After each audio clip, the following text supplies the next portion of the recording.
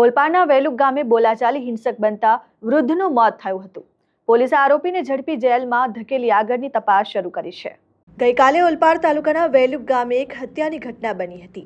એક જ ફળિયામાં રહેતા બે મિત્રો મનહર પટેલ અને જીતેન્દ્ર પટેલ વચ્ચે કોઈક નજીવી બાબતે બોલાચાલી થતા જીતેન્દ્ર પટેલે મહેન્દ્ર પટેલે પ્લાસ્ટિકના પાઇપથી બે ઘા ઝીકી દીધા હતા, જેને લઈ મનહર પટેલને પેટના ભાગે ગંભીર ઈજા થતા તરત સારવાર માટે ખસેડવામાં આવ્યા.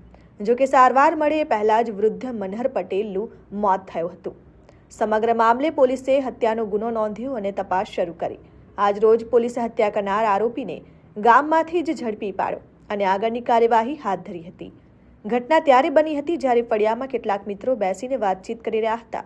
વાતચીત દરમિયાન કોઈ નજીવી બાબતને લઈ બંને વચ્ચે બોલાચાલી થઈ હતી અને ઉશ્કેરાઈ જઈ જીતેન્દ્ર પટેલ મનહર પટેલને પાઇપના ઘા ઝીકી દીધા.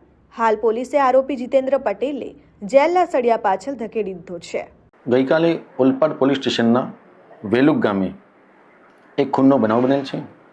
આ ખૂનમાં ફરિયાદી પવનકુમાર સુરેશભાઈ પટેલ, જેમના પિતાના કાકા, જેમનું નામ છે મનહરભાઈ રામુભાઈ પટેલ, તેઓ ગઈકાલે તળાવના કાંઠે એક અન્ય વ્યક્તિ સંદીપભાઈ સાથે બોલાચાલી કરી ઝઘડો કરેલ હતો, જેની અદાવત રાખી આ સંદીપભાઈના ભાઈ, જેઓનું નામ છે જીતેન્દ્રભાઈ ઉર્ફે મંગો ચંપકભાઈ પટેલ, રહે ગામ વેલુક, તેઓએ આ મરણજના ઘરે જઈ અને પીવીસી પાઇપ વડે તેમના પર હુમલો કરેલ હતો અને તેમના પર ડાબી પાંસળીના ભાગે તથા હાથના ભાગે આ પાઇપ વડે હુમલો કરતાં તેમને ગંભીર ઈજા થયેલી હતી અને તેઓ ત્યાં બેહોશ થઈ ગયેલા હતા, જેઓને આ મનહરભાઈને ત્યાંથી હોસ્પિટલ ખાતે લાવતા ડૉક્ટરશ્રીએ મરણ જાહેર કરેલ.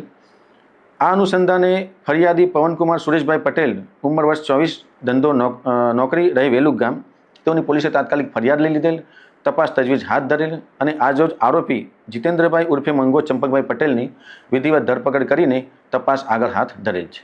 Bureau report, RN news, Olpad, વેલુક.